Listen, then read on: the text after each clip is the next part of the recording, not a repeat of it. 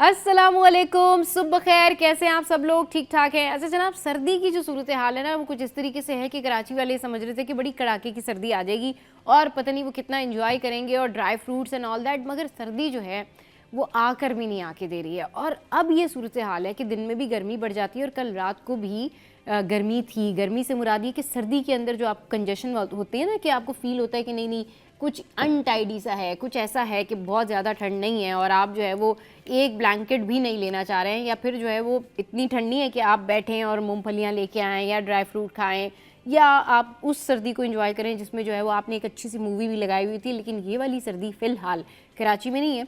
कुछ दिनों पहले ये वाइब आई थी, ऐसा फील हो रहा था कि नहीं नहीं ये वही वाइब है, लेकिन अभी कड़ाके की सर्दी नहीं आई। अच्छा, अब क्योंकि कड़ाके की सर्दी नहीं आई तो ये मौसम जो है ना ज़्यादा ख़तरनाक है उन लोगों के लिए जिनको चेस्ट इन्फेक्शन रहती है। अच्छा, अब जिनको चेस्ट इन्फेक्शन रहती है उनको रखना है अपना बहुत ज़्यादा ख्याल, क्योंकि आजकल लोगों को बलगम की शिकायत है, आजकल लोगों को खांसी नज़ले बुखार की शिकायत है। अब इसमें होता ये है कि यूजुअली जितने भी लोगों को ये चेस्ट इन्फेक्शन होता है ना, वो समझ नहीं पाते हैं या जज नहीं कर पाते, क्योंकि उनको लगता है नॉर्मल खांसी है। अब लोग बहुत ज़्यादा खांसते हैं तो उससे उनके फेफड़ों पर भी इफ़ेक्ट होता है। तो जितने लोगों को भी नॉर्मली इस सीज़न में चेस्ट इन्फेक्शन होता है, खांसी या नज़ला बुखार होता है, पहली फुर्सत में डॉक्टर के पास जाइए। घर में 3 दिन 4 दिन खांसने का कोई फ़ायदा नहीं है, उससे आपके जो फेफड़े हैं ना वो डैमेज होते हैं। तो आपने अपनी सेहत का बहुत ख्याल रखना है और बहुत ज़्यादा खांसने से अवॉइड करना है। ऑब्वियसली एक फितरी अमल है कि आपको जब बलगम फील होगा, कंजेशन होगी, ड्राई कफ होगी, आप खांसेंगे, लेकिन अवॉइड करें कि आप कम खांसें, यानी कि अवॉइड करें कि आप ज़्यादा से ज़्यादा खांसें। पहली फुर्सत में आप डॉक्टर के पास जाएं, अपने गले को रिलीफ़ करें, अपने चेस्ट को रिलीफ़ करें, प्रॉपर मेडिसिन खाएं। और बहुत सारे लोग क्या होते हैं, उनको खांसी आ रही होती है, बलगम आ रहा होता है, तो बहुत प्रेशर लगा रहे होते हैं, ज़ोर लगा रहे होते हैं। दैट इफ़ेक्ट्स योर लंग्स, ये आपके लंग्स को इफ़ेक्ट करता है। तो सेहत का ख्याल रखें। नाश्ते में अंडा ज़रूर खाएं, अच्छी प्रोटीन लें, अच्छी इनटेक रखें, क्योंकि ये बड़ा ज़रूरी है आपके लिए, आपकी सेहत के लिए। क्योंकि जब मौसम चेंज होता है तो बीमारियां भी चेंज होती हैं और फिर इन्फेक्शंस भी चेंज होते हैं। तो अपना रखना है आप लोगों ने बहुत ज़्यादा ख्याल। अब कुछ बात कर लेते हैं हम कि जी सीज़न है शादियों का। अब ये जो शादियों का सीज़न है, इसमें हर कोई जो है आजकल ये ट्राई करता है कि वो जो बेस लगाए वो बड़ी ग्लॉसी सी हो, बड़ी उसके ऊपर शाइन आ रही हो। अच्छा, शाइन भी आ जाती है, ग्लॉस भी आ जाता है, लेकिन जब आपने जो बेस चूज़ की होती है वो बेस ऐसी नहीं होती है कि उसके ऊपर आप ग्लॉस लगाएं, उसके ऊपर आप शाइनर लगाएं। आप अगर चाहते हैं कि इस मौसम में आप अपनी बेस ऐसी लगाएं जो कि ग्लो करे, आप बेस ऐसी लगाएं जो कि बहुत शाइन करे, तो उसका एक बेहतरीन तरीका यह है कि स्किन को 2 घंटे पहले आपने क्या करना है, क्लीन करना है और मॉइस्चराइज़र लगाकर छोड़ देना है। इस सीज़न में जब भी आप बेस लगाएंगे उससे 2 घंटे पहले आपने अपनी स्किन पे कोई भी अच्छा मॉइस्चराइज़र लगाना है, चाहे वो आपके घर का बना हुआ मॉइस्चराइज़र हो, चाहे वो किसी बड़ी ब्रांड का मॉइस्चराइज़र हो, बट 2 घंटे पहले अप्लाई करें। उसके बाद जो बेस लगाते हैं आप वो लगाएं और फिर देखें आपके ग्लो भी आएगा और जो नेचुरल शाइन है ना वो आपको फील होगा। और फिर उसमें आपने ये करना है कि बहुत ज़्यादा आपने बेस लगाने के बाद ड्राई प्लेस पे नहीं बैठना, क्योंकि बेस लगाने के बाद आप जितनी ड्राई प्लेस पे बैठेंगे ना उतना ज़्यादा आपका ग्लो नहीं आएगा। तो थोड़ा सा आपने ऐसी कोशिश करनी है कि आप उस जगह पर बैठें जहाँ थोड़ी सी आपको थोड़ी सी गर्मी फील हो रही हो, थोड़ा सा आपको लगे कि नहीं मेरे फेस पे बहुत ज़्यादा ठंड नहीं लग रही है। आगे बढ़ते हैं, मौसम का हाल आपको बताते हैं। शहर का जो मौसम है वो सर्द है, खुश्क है और मतला जो है वो साफ़ है, और बारिश के जो इम्कानात थे उस हवाले से देखते हैं कि बारिश होगी या नहीं होगी। बारिश की तो यहाँ पर महकमा मौसमियात की जानिब से कोई एज सच कोई खबर नहीं है, लेकिन रात और सुबह के औकात में सर्दी की शिद्दत जो है वो ज़्यादा महसूस की जाएगी। ओवरऑल वेदर फोरकास्ट क्या है ये आपके साथ में हम शेयर कर लेते हैं कि जो मौसम की सूरत हाल है 11 बजे, 12 बजे, 1 बजे और 2 बजे जो है वो कैसी रहेगी, थोड़ी सी देर में हमारी स्क्रीन पर जो है पॉपअप हो जाएगी वेदर फोरकास्ट। अच्छा जी, 11 बजे 23 सेंटीग्रेड, 12 बजे 25 सेंटीग्रेड, फिर 1 बजे 26 और फिर 2 बजे जो है वो 27 सेंटीग्रेड रहेगा। ये है मौसम की सूरत हाल। आगे बढ़ते हैं और ट्रैफिक के आपको बताते हैं कि जो ट्रैफिक का इशू है वो क्या है। ट्रैफिक पीक आवर्स में भी बहुत ज़्यादा है। अच्छा, इसके अलावा कौन कौन से ऐसे रोड है जहाँ पर ट्रैफिक है? यूनिवर्सिटी रोड से हसन स्क्वायर ट्रैफिक का दबाव है, मॉडल कॉलोनी से एयरपोर्ट जाने वाली रोड पर ट्रैफिक का दबाव है, राशिद मनाज रोड से ड्रग रोड जाने वाली सड़क पर ट्रैफिक जैम है, शारा फैसल से मेट्रोपोल जाने वाली सड़क पर ट्रैफिक का दबाव है, कोरंगी सनती एरिया के मुख्तलिफ मुकामात पर ट्रैफिक का दबाव है, अख्तर कॉलोनी सिग्नल से कयूमाबाद की जानिब ट्रैफिक जैम है, और जो आपके ऑफिस के औकात यानी दफ्तरी औकात जो हैं उसमें पीक आवर के बायस ट्रैफिक सुस्त रवि का शिकार है और ये वो एरियाज़ हैं जहाँ से थोड़ा सा आप अवॉइड कर सकते हैं, कहीं और से चले जाएँ। गोल्ड के क्या प्राइस हैं ये आपके साथ में शेयर करते हैं। तो सोने और चांदी ने तमाम रिकॉर्ड तोड़ दिए। अच्छा जी, क्या रिकॉर्ड्स हैं ये? आर्मी मार्केट में सोना $62 महंगा होकर $4,400 फी आउंस पर पहुंच गया। एक तोला सोना 6,200 रुपये महंगा हो गया। एक तोला सोना 4,62,362 रुपये की नई बुलंद तरीन सतह पर कायम हो गया। 10 ग्राम सोना 5,315 रुपये महंगा होकर 3,96,400 रुपये की नई बुलंद तरीन सतह पर कायम हो गया। चांदी है जनाब 218 रुपये, इजाफे से पहली बार 7,205 रुपये की बुलंद तरीन सतह पर पहुंच चुकी है। अच्छा जी, अब कुछ बात कर लेते हैं कि वेजिटेबल प्राइस क्या है। तो वेजिटेबल प्राइस आपके साथ में शेयर करते हैं कि जी आज जो स्टैटिक प्राइस हैं वो क्या है, और ये वेजिटेबल प्राइस आपके साथ में शेयर करने का मकसद भी यही है कि जल्दी से आप ग्रॉसरी करने जाएं और पता करके आएँ कि आप किन प्राइसेस पे ला रहे हैं। टमाटर हैं जी 35, तो आपने अगर जाना है और टमाटर लेने हैं तो ये प्राइस जहन में रखें। आलू आ गए भाई 35 पे। अच्छा, अगेन लहसुन जो है वो 288 पर, फिर जनाब अदरक आ गया है 288 पर, और गाजर जो है वो 69 पर है, और ये सीज़न भी है गाजर का। अच्छा, नेक्स्ट हमारे पास क्या, तुरई जो है वो 127 पर है। फिर हमारे पास क्या है, लौकी जो है वो 35 पर है। फिर हमारे पास फूल गोभी आ गई है, और फूल गोभी कौन खाता है भाई, 46 पर है। खीरा जो है वो है 40 पर, और फिर भिंडी जो है वो 230 पर आ गई है। एंड वी हैव प्याज जो कि है 63 पर, और टमाटर जो है वो 35 पे आ गया है। ये इसके प्राइस हैं। अच्छा जी, अब शेयर करते हैं आपके साथ में माल का हाल, यानी कि करेंसी रेट्स जो हैं वो क्या हैं, what are the currency rates. तो अभी थोड़ी सी देर में हम आपको बताने लगे हैं कि करेंसी रेट्स जो हैं वो क्या हैं। तो ऑस्ट्रेलियन डॉलर जो है वो 188 है, कैनेडियन डॉलर जो है वो 204 है, यूरो जो है वो है 332, कुवैती दिनार जो है वो है 921 पर। नेक्स्ट क्या है जनाब, नेक्स्ट जो है यूके पाउंड 379 पर है, सऊदी रियाल 75 पर है। इसके अलावा जो है वो यूएई दिरहम जो है 77 पर है, और यूएस डॉलर जो है वो 283 पर है। ये तो हो गए हैं माल का हाल जो हमने आपके साथ में शेयर किया। अब टॉप स्टोरीज आपके साथ में शेयर करते हैं कि ट्रॉमा अस्पताल के डॉक्टर्स ने रोबोटिक टेक्नोलॉजी के जरिए घुटने की तब्दीली की कामयाब सर्जरी करके नई तारीख रकम कर दी है। तो वेल डन डॉक्टर्स, इसी तरीके से अच्छा काम करते रहिए। इसकी तफसील जानेंगे हम न्यूज़ सेशन में। अच्छा जी, एक और खबर, एक और टॉप स्टोरी, और टॉप स्टोरी ये है कि मोबाइल पैकेज पर वालिद से नाराज़ी, 9 उम्र लड़की की अफसोसनाक मौत। क्या वाक़या है, इनसाइड स्टोरी क्या है, ये न्यूज़ सेशन में आपको बताएंगे।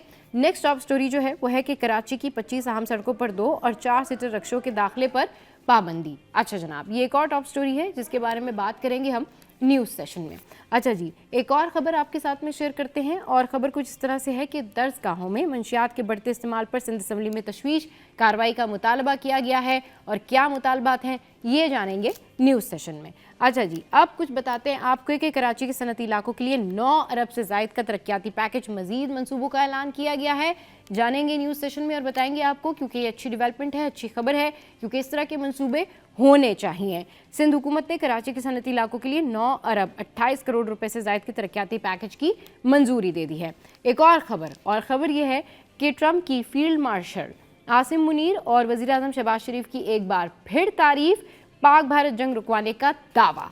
अच्छा, जो अगली खबर है वो खबर ये है कि ओवरऑल जो कराची हाइट्स हैं वो इस बारे में बड़ा खुश हैं और फॉलो कर रहे हैं ई चालान की SOPs को, और इसी तरीके से ई चालान की SOPs फॉलो करते रहिए और अपनी भी सेफ्टी रखिए, अपने घर वालों की भी सेफ्टी रखिए, और इससे एक्सीडेंट और वाक़यात में जो है वो कमी भी हो जाती है। चलिए जी, शो में यहाँ वक्त है एक ब्रेक का। ब्रेक के बाद वापस आएंगे, हमारे करस्पॉन्डेंट हमें ज्वाइन करेंगे और टॉप स्टोरीज पर हम डिस्कशन करेंगे। तो आपने कहीं नहीं जाना, मैं भी थोड़ी सी चाय पी लेती हूँ, आप भी टी ब्रेक ले लीजिए। Stay with us. Welcome back. तो खुश आमदीद उस सेगमेंट में जो मुझे भी पसंद है, आपको भी पसंद है और सबको पसंद है, क्योंकि इसमें होती हैं रेमेडीज़, और इसमें हम डिस्कस करते हैं सबके मसले कि किसी के बालों का प्रॉब्लम है, किसी की स्किन का प्रॉब्लम है, किसी को हेल्थ इश्यूज़ हैं, और बहुत सारी रिसर्च। तो सबसे पहले स्टार्ट करते हैं हम सेहत के हवाले से। सबसे पहले स्टार्ट करते हैं हम कि आप अपना फैट जो है वो कैसे बर्न कर सकते हैं। तो भाई तेज़ी से चर्बी पिघलाने के लिए तजवीज़ करदा 3 ऐसे मौसर फार्मूले हैं जो मैं आज आपके साथ में शेयर करने जा रही हूँ कि यानी ये फास्टेस्ट आपकी जो फ़ैट है उसको बर्न करेगा, आपकी चर्बी जो है वो पिघलाएगा। अब इस पर जब रिसर्च की गई तो पता चला कि रिसर्च के मुताबिक वज़न में कमी के लिए सिर्फ कैलोरीज़ बर्न करना काफ़ी नहीं होता, बल्कि आपका जो हार्मोनल बैलेंस है वो होना चाहिए, फिर आपके जो मसल्स हैं उनकी आपको हिफाजत रखनी चाहिए, फिर ओवरऑल जो कलेक्टिव जिस्मानी सेहत है आपकी वो बड़ा अहम किरदार अदा करती है। तो फिटनेस माहिरीन जो हैं वो कहते हैं कि एक्स्ट्रा ऑर्डिनरी आप अगर कार्डियो कर रहे हैं तो उसके बजाय आप मुतवाज़न वर्जिश और जिस्मानी क़ुव्वत बढ़ाने पर ज़ोर देते हैं, जो कि देर पा नताइज देती है। अब ये जो रिसर्च है इसमें 3 बेहतरीन तरीके जो हैं वो बताए गए हैं, और वो क्या हैं। तो नंबर 1 है जोन 2 कार्डियो। अच्छा, ये जो है ये कम शिद्दत वाली तवील वर्जिश है, जैसे चहलकदमी या साइकिलिंग, जो जिस्म पर दबाव डाले बगैर चर्बी बर्न करने में, फैट बर्न करने में मदद देती है। सेकंड है सर्किट ट्रेनिंग, जो कि शॉर्ट है, मुख्तसर है, मगर मुसलसल एक्सरसाइज के राउंड्स जो कम वक्त में ज़्यादा तवानाई खर्च कराते हैं। और थर्ड जो है वो है जी स्ट्रेंथ ट्रेनिंग। ये किस काम आती है, किस लिए होती है? ये मसल्स बढ़ाने वाली वर्जिश मेटाबॉलिक रेट को बेहतर बनाकर चर्बी में कमी और हार्मोनल जो है तवाज़ुन को फ़रोग़ देती है। तो ये 3 है, जोन 2 कार्डियो, सर्किट ट्रेनिंग और स्ट्रेंथ ट्रेनिंग। ये अगर आप करते हैं तो आपका जो फ़ैट है वो बर्न तेज़ी से हो सकता है और जल्दी जो है वो आप वज़न अपना कम कर सकते हैं। अब भाई तेज़ी से बालों की नशोनुमा के लिए आसान तरीका क्या है, इसकी आसान रेमेडी क्या है कि आप अपने बाल जो हैं वो जल्दी से हेल्दी कर सकते हैं, उनको ग्रो कर सकते हैं।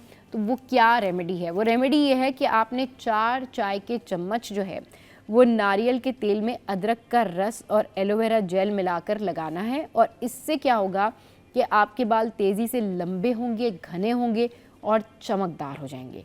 तो क्या करना है आपने, 4 चाय के चम्मच नारियल का तेल में आपने अदरक का रस और एलोवेरा जेल मिलाकर लगाना है।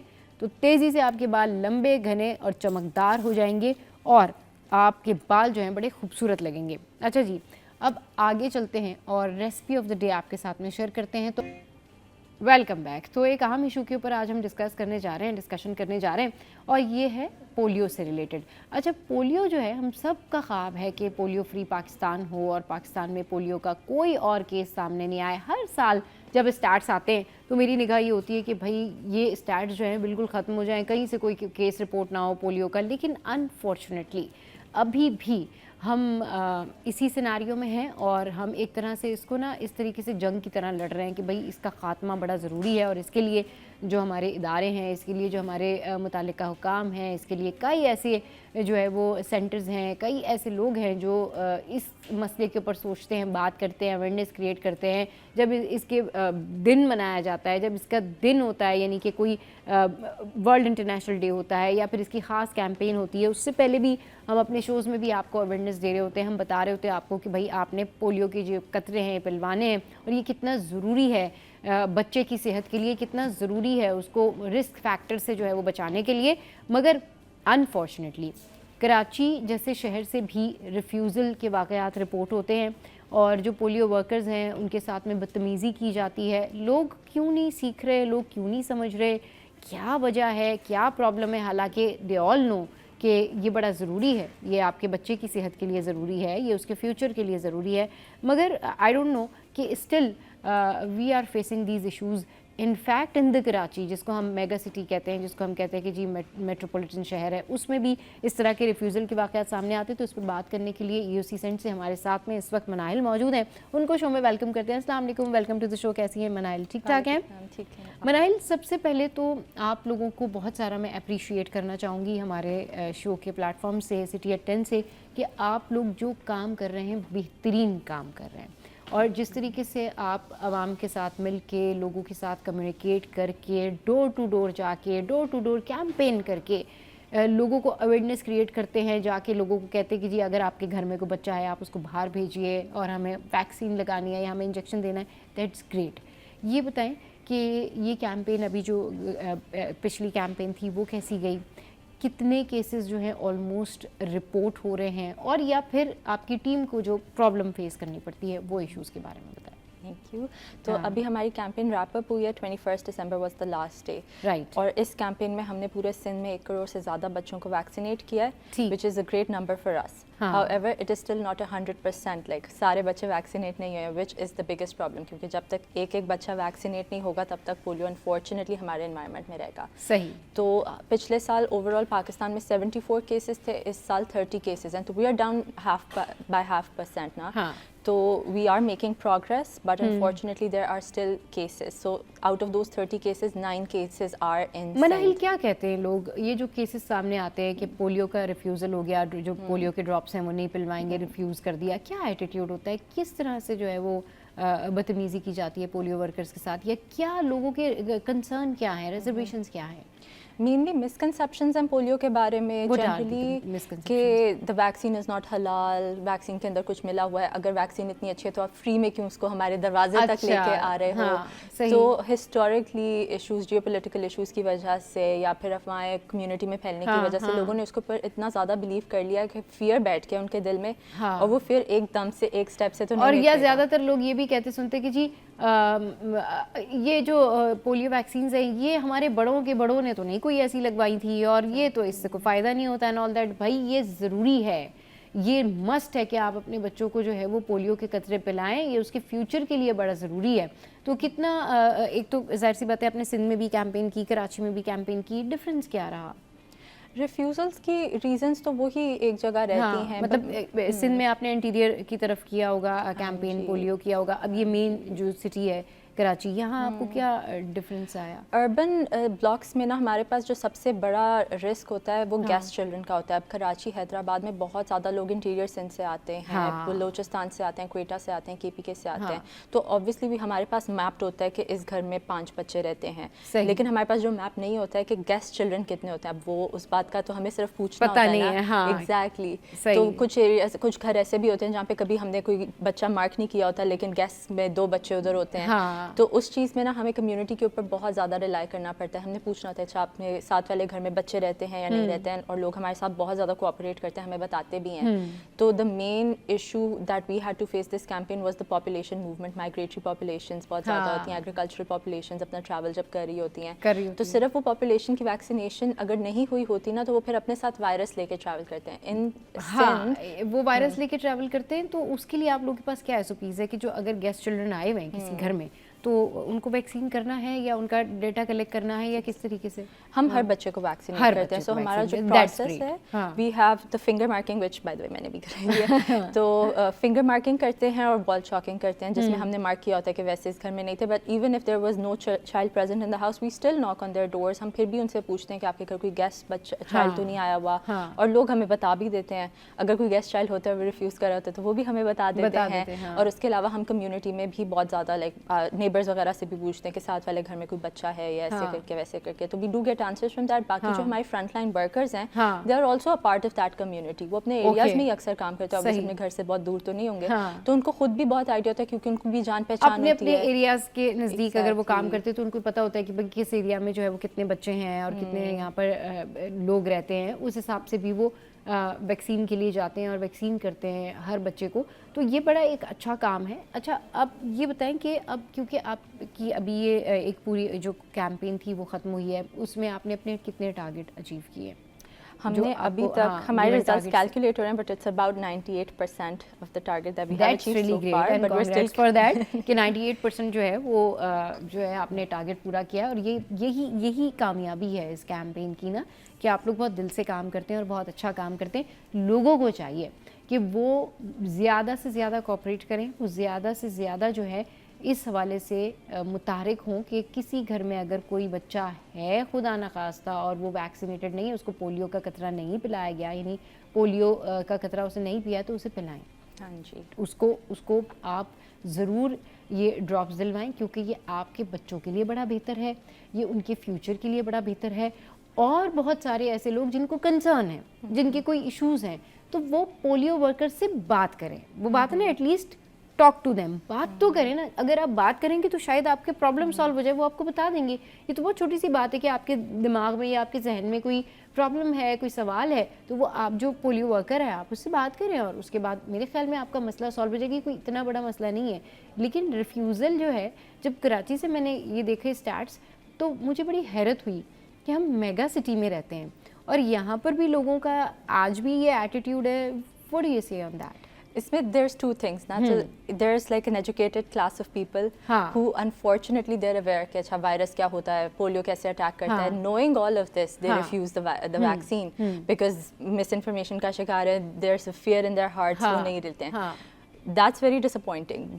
जो लोग पढ़े लिखे नहीं हैं, जिनको आइडिया नहीं है कि वैक्सीन क्या होता है, पोलियो वायरस कैसे आपकी बॉडी में अटैक करता है, पोलियो होता क्या है, उनको तो हम एजुकेट कर लेंगे और वो मान भी जाते हैं। सही। लेकिन जो लोग पढ़ लिख कर भी वो वैक्सीन रिफ्यूज़ कर रहे हैं, that becomes a bit disappointing for us, but we have ways to target them. हम रिफ्यूज़ल्स को डिफरेंट तरीकों से अप्रोच करते हैं। तो सबसे पहले हमारी lady health workers, frontline workers होते हैं, वो जाते हैं। उसके अलावा हमारे पास यूनियन काउंसिल लेवल पर स्टाफ होता है जो अगर एक रिफ्यूज़ल होता है उनके घर विजिट करेगा, उनको अपने तरीके से समझाएगा। They have their trainings for this.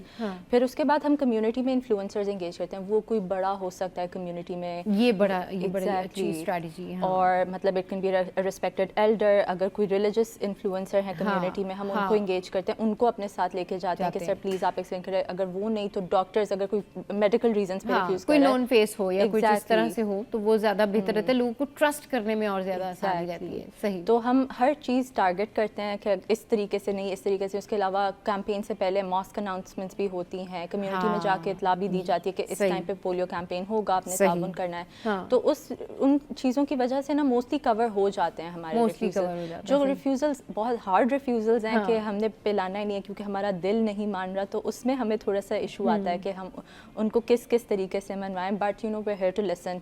हम बार बार घरों में जाते हैं, हम कहते हैं कि आप हमें बताएं कि आपने क्यों नहीं पिलाने, क्या वजह है, और हम अपनी पूरी कोशिश करते हैं। कितनी टॉलरेंस का काम है Manahil? I did the campaign this year as a frontline learner. That's so great. I experienced it myself, and honestly, I salute the men and women exactly who do this every single day, because एक refusal सुन के मेरा तो दिल बैठ जाता था। अच्छा। लेकिन you know like they do it every single day, और घर घर में जाना, plus like आप security wise भी तो देखो ना, just stepping into someone's house. Yes. It's such a huge thing for them, so they're very very very brave. तो वो ये काम करते हैं, और सिर्फ 60 घर नहीं होते, उनके पास कोई 300 घर होते हैं जिनमें उन्होंने बार बार जाके यही काम अच्छा, आपको असाइन कर देते कि इस एरिया में आप हैं और इतने जो घर हैं वो आपके पास हैं और ये आपका टास्क है, तो वो आपको पूरा करना होता है। एग्जैक्टली। सो डे 1 के हाउसेज होते हैं, डे 2 ऐसे डे 5 के हाउसेज होते हैं। फिर उसमें कुछ जो रिफ्यूजल्स होते हैं, 5-6 दिन की कैंपेन होती है। ये जो आपकी दिसंबर में ये कैंपेन, ये कितने? So it's 5 days of the campaign, जिसमें हम घर विजिट करते हैं, फिर हम 2 days कैचअप के रखते हैं, जिसमें वो घर जो मिस हो गए, जहाँ पे बच्चे अवेलेबल नहीं थे या कोई रिफ्यूजल्स थे, फिर हम फिर से ऑलमोस्ट 7 डे की कैंपेन आपकी बन जाती है। सही। हाँ, वही जो 7 रोज़ा पोलियो कैंपेन शुरू हुई, और जब ये शुरू हुई थी तब भी मैंने तो अपने सोशल प्लेटफॉर्म से भी इस बारे में बात की थी कि भाई ये बड़ा ज़रूरी है, नेसेसरी है। और कंसर्न ये है कि कराची जैसे शहर से अगर रिफ्यूज़ल आएगा तो फिर बाकी और कौन सी सिटीज़। अब देखें मनाहिल, क्या है कि लोगों को ये नहीं पता कि कराची से जो रिफ्यूज़ल आया है वो कराची की अपनी आवाम का रिफ्यूज़ल नहीं है, वो वहाँ आया हुआ कोई गेस्ट है। लेकिन जब आप उसको काउंट करते हैं, या वो जो नंबर काउंट करते हैं, आप रिफ्यूज़ल काउंट करते हैं ना, तो वो किसी गेस्ट चिल्ड्रन का है। तो क्या होता है कि परसेप्शन क्या जा रहा है कि कराची हाइट्स जो है they are ignoring it, they are refusing it ना। तो ये भी एक डिफरेंस होता है। बट आई मस्ट से कि कराची के आवाम जो है मेरे ख्याल में अब इतना ज़्यादा ग्रो कर गए हैं, इतना ज़्यादा जानते हैं कि अब उनको इतनी अवेयरनेस है कि बच्चों को ये ड्रॉप्स पिलवाने हैं, बच्चों को इस प्रोसेस से गुजारना है, ये उनकी बेहतरी के लिए है और ये उनके फ्यूचर के लिए है, क्योंकि आप एक बहुत बड़े नुकसान से बचा रहे हैं। आप क्या मैसेज देना चाहेंगी लोगों को? After that you face lot of trouble, और बहुत सारे लोगों के ऐसे आपने बिहेवियर्स देखे जिन्होंने आपको इग्नोर भी किया, मना भी किया, उसके बाद आप लोगों को क्या मैसेज देना चाहेंगी? बस कि like the front line workers, they are doing the hardest part. तो हमारी रिस्पॉन्सिबिलिटी, हमारी नेशनल रिस्पॉन्सिबिलिटी अपने बच्चों को प्रोटेक्ट करना। हर बच्चे का हक है अच्छी सेहत। तो as parents, as community members, हमें चाहिए कि हम अपने बच्चों का ख्याल रखें, उनको एक अच्छा फ्यूचर दें, और जो हम कर सकते हैं उसके लिए वो हम करें। तो हम अपने बच्चों को अगर वैक्सीनेट कर सकते हैं, 2 कतरे पे ला सकते हैं, तो that's not a big thing at all. तो वो हम अपनी रिस्पॉन्सिबिलिटी पूरी करें। फिर जो घर में फ्रंट लाइन वर्कर्स आते हैं उनसे अच्छे से बात करें। तो a lot of community members, they offer us water, T, खाना, बहुत प्यार से बात करते हैं। तो यही बहुत अच्छा भी लगता है, ऐसे ट्रीटमेंट मिलती है। तो हर किसी को यही कहना चाहूँगी कि लाइक अच्छे से बात करें, वर्कर्स उनके साथ ताउन करें। और अगर आपके घर कोई वैक्सीनेट करने नहीं आया तो वी हैव अ हेल्पलाइन 1166, जहाँ पे इट्स अ हेल्थ हेल्पलाइन। तो अगर आपके बच्चे का कोई भी हेल्थ इशू है, आप उस पर रिपोर्ट करें, वहाँ पे डॉक्टर्स अवेलेबल हैं, वो आपको असिस्ट करेंगे। तो we are here to help, we are here to listen. You also provide telemedicine? Exactly. तो we have the helpline, call, talk to us, we're here to listen. and then अगर बच्चा miss हो गया तो please make sure कि दोबारा से emphasise करके बताइए कि आपकी जो हेल्पलाइन है उसका नंबर क्या है, और जो आपने कहा टॉक टू अस, वो सारा कुछ बताइए। तो हमारी हेल्पलाइन जो है 1166 है, the national helpline for health for children. तो उसमें अगर आपके बच्चे को नॉट पोलियो रिलेटेड बल्कि कोई और हेल्थ इशू भी है तो you can call the helpline. आप उस पर बात करें हमसे, हमारे डॉक्टर्स अवेलेबल हैं, वो आपको मेडिकल एडवाइस देंगे, वो आपको गाइड करेंगे एंड देन हमें रिपोर्ट करें कि अगर आपके घर कोई हेल्थ टीम नहीं आई है पोलियो की कैंपेन के दौरान तो हम आपके लिए वैक्सीन अरेंज करेंगे। Will revisit your house, will make sure that your child is vaccinated. चलिए जी, बहुत शुक्रिया मनाइल, आप हमारे शो पे आई और हमारा मकसद यही होता है कि हम आपको अवेयरनेस दें, आपको बताएं कि आपकी हेल्थ के लिए, आपके बच्चों के फ्यूचर के लिए क्या ज़रूरी है। चलिए जी, यहाँ वक्त एक ब्रेक का, ब्रेक के बाद वापस आएंगे, फिर एक और टॉपिक पर बात करेंगे हमारे साथ। Welcome back. तो अब कुछ बात कर लेते हैं कि ये जो मौसम है इसमें लोगों को जॉइंट पेन होता है, बहुत दफ़ा ऐसा होता है कि जोड़ों का दर्द होता है, हड्डियों में जो है वो प्रॉब्लम होती है और हड्डियाँ जो हैं वो कमज़ोर भी हो जाती हैं। तो इस पर बात करने के लिए शाह भाई हमारे साथ मौजूद हैं और उनसे आज हम बहुत सारे मसलों का हल जानेंगे क्योंकि शाह भाई जो है इनकी मौजूदगी का हम पूरा फ़ायदा उठाएंगे। अस्सलाम वालेकुम, वेलकम टू द शो। कैसे हैं शाह भाई, ठीक ठाक है? बहुत शुक्रिया बेटा, अल्लाह का शुक्र। आप कैसे हैं? बिल्कुल ठीक ठाक। अच्छा शाह भाई, ये बताएं कि ये जो लोगों को जोड़ों का दर्द होता है, हड्डियों में पेन होता है, मस्कुलर पेन होता है, इसके लिए क्या हल है, इसका क्या हल है? सबसे पहले हम स्टार्ट करेंगे घुटनों से, नी जॉइंट से। ये जो जॉइंट्स हैं आपके ये पेनफुल हो जाते हैं, फिर लोग कहते हैं कि जी हमें मस्कुलर जो है वो खिंचाव महसूस हो रहा है, पट्टे जो हैं उनमें खिंचाव है, लेकिन हम नी जॉइंट से शुरू करते हैं, यानी घुटने के दर्द से, घुटने के जोड़ों से शुरू करते हैं। देखिए, इसकी कोई एज नहीं होती आजकल। सही। जो जॉइंट्स में गैप आ जाता है इसमें कार्टिलेज कम हो जाता है और जैसे रेशा कम हो जाता है तो ये खोखला होना शुरू होता है, इसमें टक टक की आवाज़ आना शुरू होती है।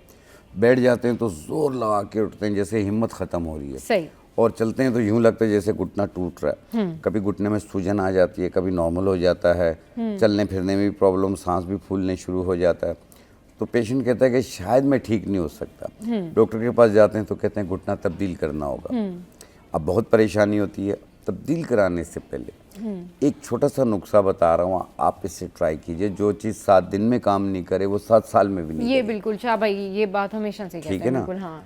तो इस तरीके से जब आपका 5-7 दिनों में तकलीफ में काफ़ी हद तक आराम आ जाए तो फिर इसे कंटिन्यू रख के 3-4 महीने यूज़ कीजिए। अच्छा। आपने जो सबसे पहली चीज़ लेनी है, इसमें विटामिन डी की मिकदार होती है। सफ़ेद मूसली, सफ़ेद मूसली ले लें 50 ग्राम। अश्वगंधा, अश्वगंधा जिसे असगन नागौरी भी कहा जाता है। अच्छा। इसमें विटामिन B12 और B6 की मिकदार पाई जाती है। ठीक है। ये भी आपने लेना है 50 ग्राम। सही। और जड़ इलायची लकड़ी, ये एक लकड़ियाँ होती हैं इलायची के दरख्त की, जड़ इलायची लकड़ी, ये भी 50 ग्राम लेना है। इसमें विटामिन के की मिकदार पाई जाती है। अच्छा। और सूरजजान शीरी, ये हमारा पेन किलर होता है जड़ी बूटियों में, हाँ। ये 20 ग्राम लेनी है। सही। सूरजजान शीरी 20 ग्राम, जड़ इलायची लकड़ी, असगन नागौरी और सफ़ेद मूसली, ये 50-50 ग्राम मिला के बारीक पाउडर बना लें।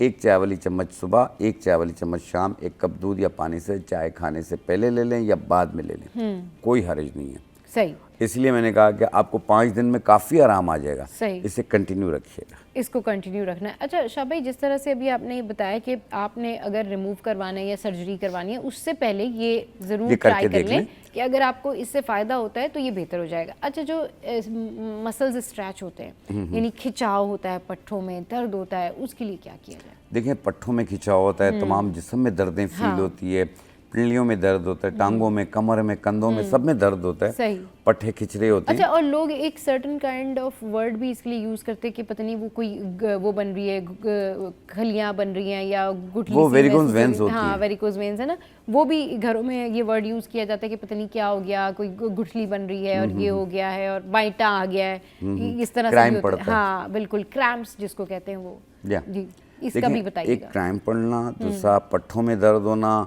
पूरे जिस्म में दर्दें फील करना, तो उसको ठीक करने के लिए एक बहुत ही पॉपुलर चीज़ है शिलाजीत, सलाजीत। इसमें आपको मैग्नीशियम भी मिलेगा, आयरन भी मिलेगा, विटामिन डी भी मिलेगा, विटामिन के, कैल्शियम और विटामिन B6, यानी B1 से लेके B12 तक का पूरा सब मिनरल पाए जाते हैं।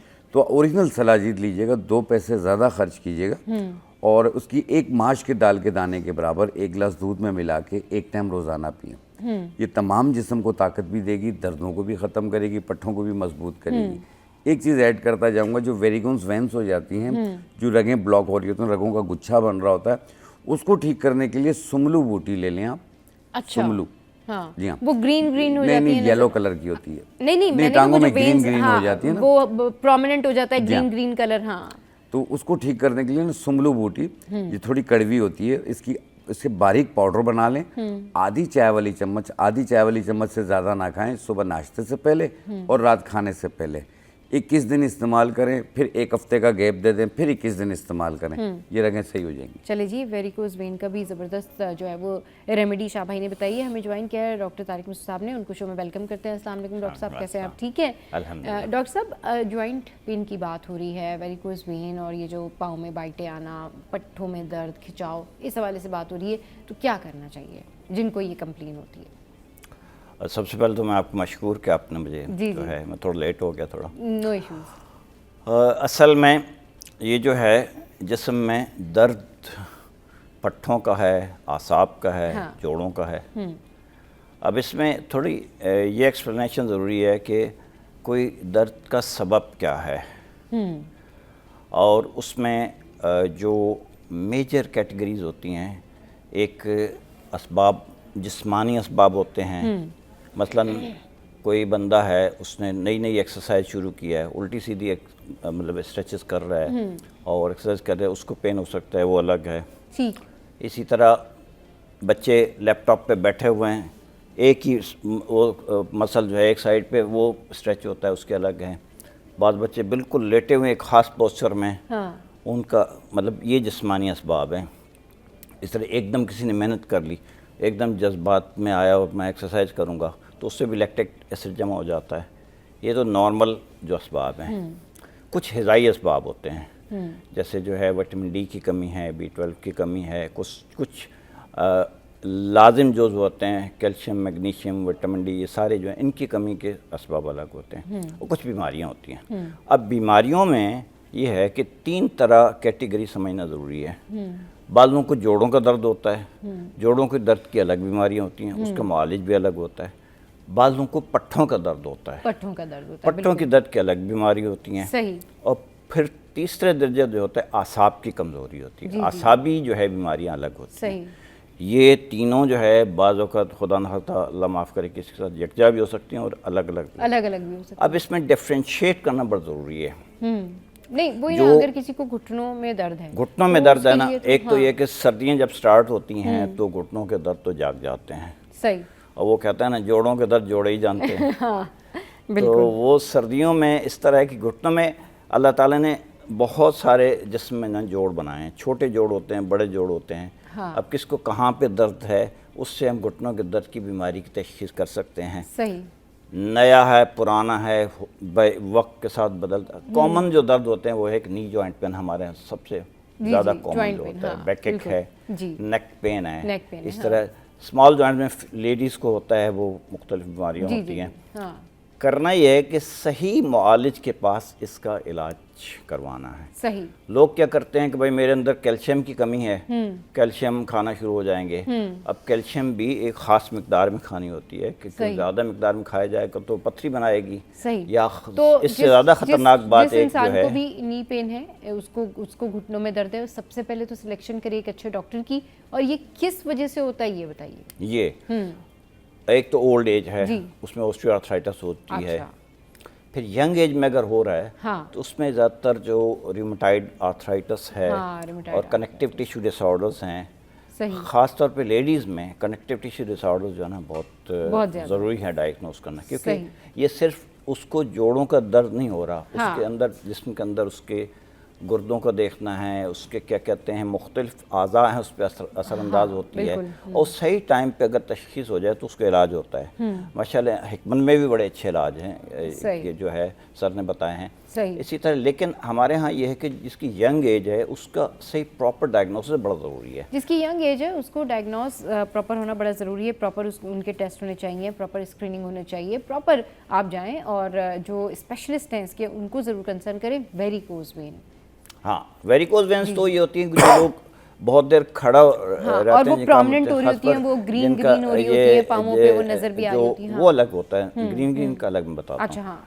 वेरिकोज वेन ये होती हैं कि जो लोग ज़्यादातर जिनका काम होता है खड़ा होके, जैसे नाई है हर वक्त खड़ा है, ड्रेसर, सही। इसी तरह किसी का मुस्तकिल काम है कि वो खड़ा ही रहा है, तो उसका ये होता है कि अल्लाह ताला ने निज़ाम ऐसा बनाया है कि खून हमारी रगों में दौड़ता है तो जो दिल से खून जा रहा होता है जिसमें वो शरियानें कहलाती हैं, आर्टरीज सही, कहलाती हैं, हाँ। वो प्रेशर से जा रहा होता है। सही। लेकिन जो वापस आता है वो वेन से आता है, वरीदें कहलाती हैं।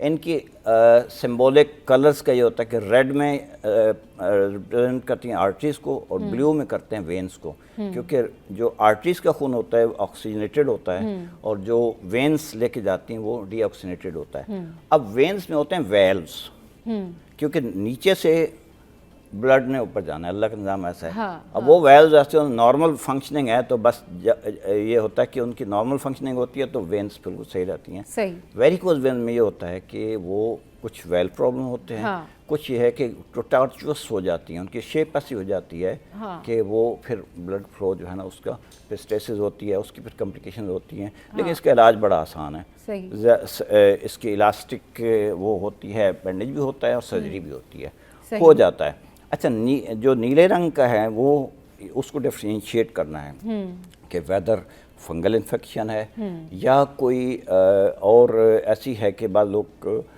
ब्लड थिनर ले रहे होते हैं तो उसमें जो है अगर नीले रंग के जिस्म पे धब्बे पड़ रहे हैं तो उसको डिफ्रेंशिएट करना ज़रूरी है कि कहीं खून ज़्यादा पतला होने की वजह से तो नहीं हो रहा है, कहीं इस वजह से तो नहीं हो रहा है। चलिए जी, ये डिफ्रेंशिएट करना ज़रूरी है, आपको खुद आइडेंटिफाई करना बड़ा ज़रूरी है कि आपको एक्चुअल में कौन सी डिजीज़ हो रही है और अच्छे डॉक्टर के पास जाना बड़ा ज़रूरी है। अच्छा शाह भाई, जिस तरीके से आपने रेमेडी बताई जॉइंट पेन के हवाले से, आपने पट्ठों के दर्द के हवाले से बताई, जब सर्दियां होती हैं ना तो कॉमन कंप्लेंट्स यही होती है कि लोगों के पट्ठों में, जोड़ों में, घुटनों में इस तरह से दर्द हो रहा है। एक और भी कंप्लेन होती है कि लोग बहुत ज़्यादा खांस रहे होते हैं या बलगम की शिकायत होती है या चेस्ट इन्फेक्शन जो है सीज़न में बहुत कॉमन होता है। उससे बचने के लिए और उसके अगर हो जाए तो क्या करना चाहिए? देखें, अभी तो सुपर फ्लू भी चल रहा है। हाँ, सुपर फ्लू भी खांसी, चल रहा है। बलगम, हाँ। बहुत बुरा हाल हो रहा है जी।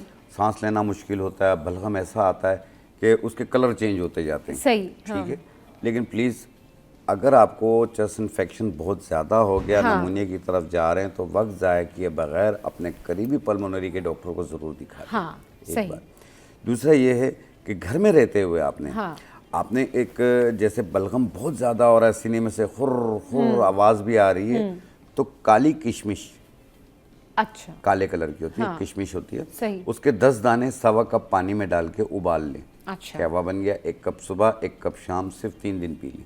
अच्छा, इंशाल्लाह सीना भी साफ़ हो जाएगा, खांसी बलगम भी ठीक हो जाएगा। सही। इवन यहाँ तक के जो अस्थमेटिक खांसी होती है ये उसको भी ठीक करती है, मेरे घर पे यूज़ होती है। सही। अल्लाह अच्छा, का ये शुक्र, काली बहुत अच्छा किशमिश रिजल्ट। को मुनक्का भी कहते हैं? नहीं, मुनक्का अलग चीज़ है। मुनक्का अलग चीज़ है, ठीक। मुनक्का जो है वो लाल किशमिश होती है। अच्छा, अच्छा, काली सही। किशमिश जो होती है ब्लैक कलर के अंगूर की होती है। अच्छा अच्छा अच्छा, और सही। एक हरी किशमिश होती है सुंदर खानी, अच्छा, वो अब अंगूर की भी तो किस्में हैं ना हाँ इतनी सारी। बिल्कुल, उसकी भी तो किस्में होती हैं। क्या? अच्छा चलिए, ये तो हो एक गया। ये वो, अच्छा एक चीज़ और भी बताऊंगा, जी, इस जी। मौसम के अंदर हाथ मुंह सुन्न हो जाते हैं, आपने देखा होगा। ये डायबिटिक पेशेंट का भी होता है, चप्पल निकल जाती है पता नहीं चलता। अच्छा, या बहुत ज़्यादा सुनपन महसूस होता है, बाजुकात कमज़ोरी की वजह से भी होता है, सही। एनीमिक पेशेंट का भी होता है, डिप्रेशन की वजह से भी होता है। लेकिन जो डायबिटिक पेशेंट या आम तौर पे जिस्मानी कमज़ोरी से हो रही हो, तो हमारी एक बूटी आती है सतावर।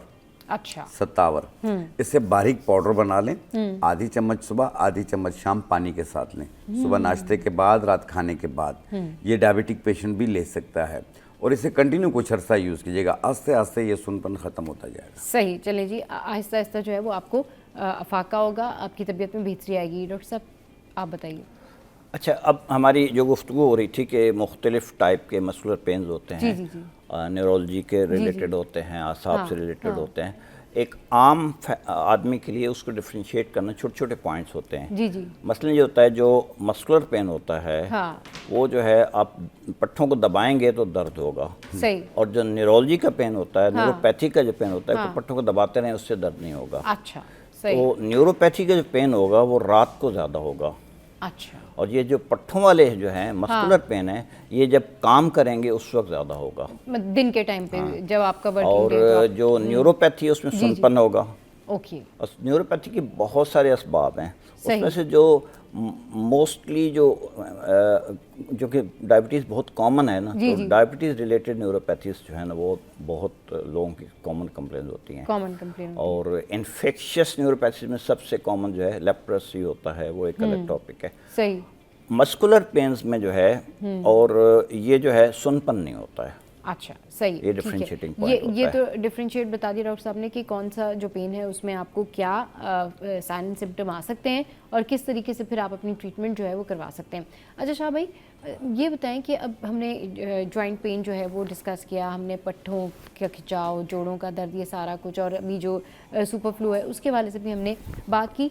इसके अलावा सर्दियों में ऐसी क्या कॉमन कंप्लेन होती है जो अपनी सेहत के हवाले से लोग आपके पास आते हैं कि ये हमारा प्रॉब्लम है, और वो बड़ी तादाद में आपके पास ये कंप्लेन आ रही होती है? एक तो जनरल वीकनेस की आती है, सुस्ती अच्छा, काहली है, सुस्ती काहली, कहीं जाने को दिल नहीं ये करता। तो बड़ा कॉमन है सर्दियों में एक कि बस हेडेक की हाँ आती है, हाँ, सर अच्छा, दर्द। सर दर्द की आती है, सही, बहुत हाँ। ज़्यादा फील होता है। तो आप सुस्ती और इसमें काहली ये है- वाले लोगों को क्या सजेस्ट करते हैं?